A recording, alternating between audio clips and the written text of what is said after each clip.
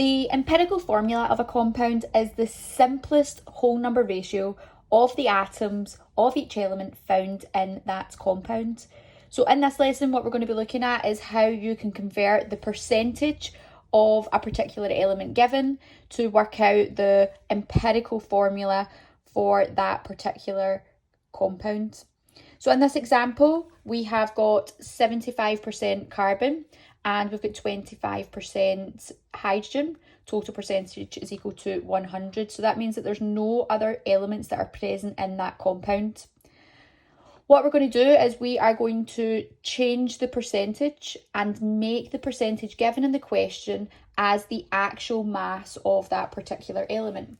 So that would mean that I've got 75 grams of carbon and 25 grams of hydrogen. We then use the data booklet to look up the GFM. GFM of carbon is 12 and of hydrogen is 1. To work out N is equal to M divided by GFM. So we can lay that out like that. And if we put in our calculator 75 divided by 12, that gives us 6.25. So that is our N. And 25 divided by 1 would just be 25. So that's step number 1. The next step is we have to be able to divide by the lowest number of moles. So if we look here, 6.25 is smaller than 25. So we're going to have to divide both sides by that number. So I've got 6.25 divided by 6.25. And that would come in, when you put that in your calculator, divided by 6.25, that comes in at 1. And if we do 25 divided by 6.25,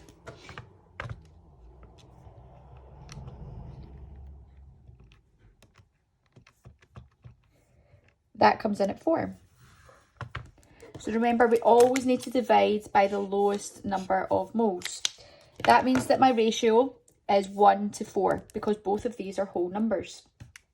Therefore, the empirical formula, carbon, how many carbons do I have in my ratio? I have 1. Remember, we don't write ones in chemistry. For my hydrogens, how many do I have in my ratio? I have 4. So the empirical formula for this particular compound is CH4.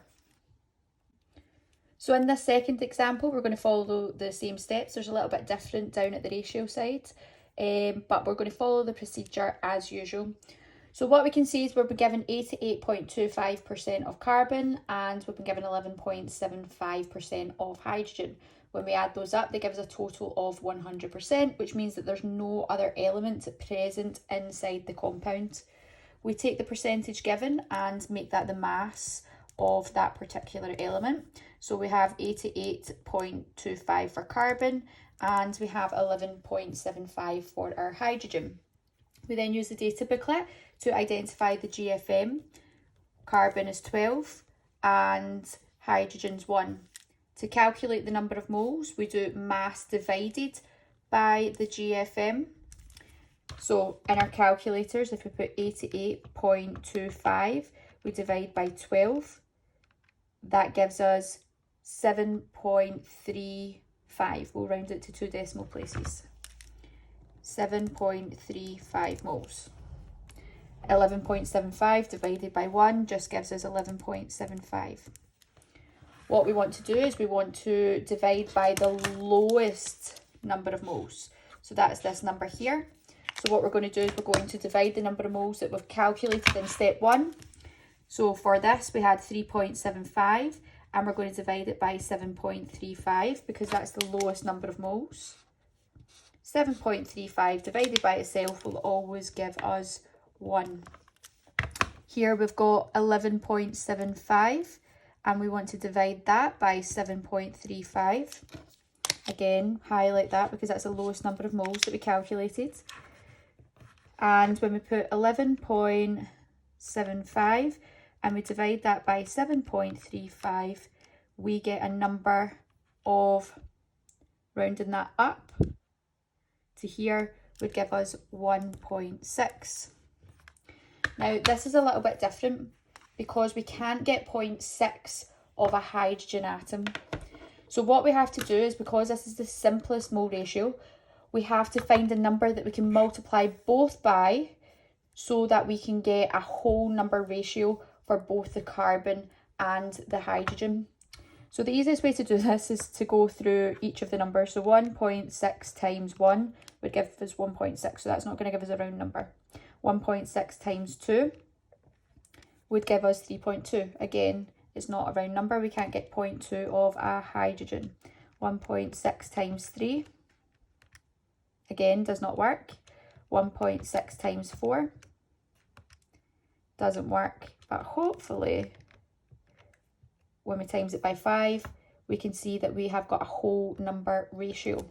So what we want to do is we want to multiply both sides by 5. 1.6 times 5 gave us 8. 1 times 5 gives us 5. Which means when we're writing the empirical formula, we've got carbon. When we go down our column, we've got 5. Then we've got hydrogen. When we go down our column, we have 8.